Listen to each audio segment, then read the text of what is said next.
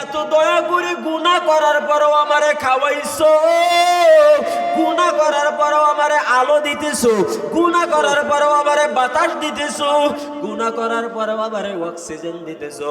ও দোস্ত, অক্সিজেনের কত দাম, যতক্ষণ অক্সিজেন আছে ততক্ষণ বুঝবা না। আপনারা যারা সোশ্যাল মিডিয়া ব্যবহার করেন, গতকালকের ঘটনায় এমন কোন মানুষ নাই যারা জানে না। সবাই আপনারা মোবাইলের মধ্যে দেখছেন হৃদয় বিদারক দৃশ্য। বাংলাদেশ এক হৃদয় বিদারক দৃশ্যের সাক্ষী হয়ে গেল। আপনারা জানেন ওই যে রাজবাড়ির মধ্যে অবস্থানরত পাটুরিয়া ঘাটের দিকে তাকাইয়া দেখেন, আরিচা ঘাট আর দৌলতদিয়া ঘাটের দিকে তাকাইয়া দেখেন, বাস বোঝাই করা যাত্রী নিয়ে ড্রাইভার যখন রওনা দেয়, ফেরির মধ্যে ওঠার সময় বাসটা নিয়ন্ত্রণ হারা হইয়া পানির মধ্যে প্রায় 90 ফিট নিচে চলিয়া যায়। আরে দোস্ত, হায়াতের কোনো বিশ্বাস নাই। 90 ফিট নিচে যাওয়ার পরে সেখান থেকে তৎক্ষণাৎ 6-7 জন মানুষ জীবিত উদ্ধার হয়ে বের হয়ে আসছে, কেউ বা জানালা দিয়া, কেউ বা দরজা দিয়া। আপনারা দেখছেন একটা ছোট্ট বাচ্চা, 7-8 বছর হবে তার বয়স। এই বাচ্চাটা সাঁতার কাটিয়া কাটিয়া গায়, আবার বাচ্চা আবার তাড়াতাড়ি তোমরা উপরের দিকে উঠে আনাও। মানুষের রশি ফালায়া বাচ্চাটার উপরের মধ্যে তুলিয়া দেয়। উপরে উঠিয়া বাচ্চা চোখের বাড়ি ফালাইয়া কাঁদে আর বলে, ও আমার বাবা, তোমরা তো আমারে উপরে উঠাইলা, আমি তো ওই বাসের ভিতরে একসাথে বাড়ি থেকে ঢাকা যাওয়ার উদ্দেশ্যে আমি আমার মায়ের সাথে একসাথে বের হয়েছিলাম। আমার শরীরে নতুন জামা, আমার মায়ের শরীরেও নতুন জামা, নতুন কাপড় পরিয়া ঢাকার উদ্দেশ্যে রওনা দিলাম।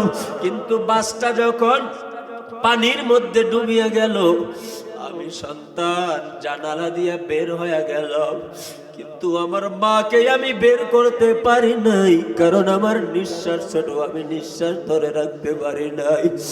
ও দোস্ত, আমি এটাই বুঝাইতে চাই অক্সিজেন কত দাম। এটা গতকালকে পাটুরিয়া ওই দৌলতদিয়া ঘাটের মধ্যে রাজবাড়িতে যারা বাসের মধ্যে ঢুকিয়া পানির অতল গভীরে চলিয়া গেছে, তারা বুঝছে, তুমি বুঝবা না।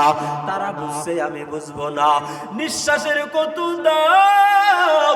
আল্লাহর বলো, আল্লাহ, এত গুনাহ করার পরও আমার নিঃশ্বাসটা তুমি বন্ধ করিয়ে দাও না। এত অপরাধ করার পরও আমার খানা তুমি বন্ধ করো নাই, আসমানের ছাদ তুমি বন্ধ করো নাই, সূর্যের আলো তুমি বন্ধ করো নাই, চাঁদের আলো তুমি বন্ধ করো নাই, নদীর মাছ তুমি বন্ধ করিয়া দাও নাই, সমুদ্রের পানি তুমি বন্ধ করিয়া দাও নাই। আয় আল্লাহ, এত দয়া করিয়া তুমি সব চালু রাখছো। আয় আল্লাহ, তুমি তো রহমান, তুমি দয়া করিয়া গুনাহগুলো মাফ করিয়া দাও। ওরে দোস্ত, মদিনাওয়ালা নবী বলে, মানুষ যখন গুনাহের আযাবের ভয়ে চোখের পানি ফালাইয়া আল্লাহর দরবারে কান্না করবে, নবী আমার হাদিসের মধ্যে বলে, সালাসাতুল্লাহ তারা, তিনটি বস্তু আছে, যেই বস্তু তিনটাকে জাহান্নামের আগুন দেখবে না। এক নম্বরে হলো আইনুন হারাসাত ফি সাবিলিল্লাহ, ওয়া আইনুন বাকাত মিন খাশিয়াতিল্লাহ, ওয়া আইনুন কাফাত আন মাহারিমিল্লাহ। তিনটা চক্ষু কোনোদিনও জাহান্নামের আগুনে জ্বলবে না। এক নম্বরে আইনুন হারাসাত ফি সাবিলিল্লাহ, যেই চক্ষু দ্বারা আল্লাহর রাস্তায় তুমি পাহারা দিয়েছো। দুই নম্বরে ওয়া আইনুন বাকাত মিন খাশিয়াতিল্লাহ, যেই চক্ষুটা আল্লাহর ভয়ের কারণে কান্না করলো। চার নম্বরে তিন নম্বরে ওয়া আইনুন কাফাত আন মাহারিমিল্লাহ, যেই চক্ষুটা তুমি বেগানা নারী দিয়ার আর মোবাইলের গুনাহের দিকে তাকানো থেকে হেফাজত করলা।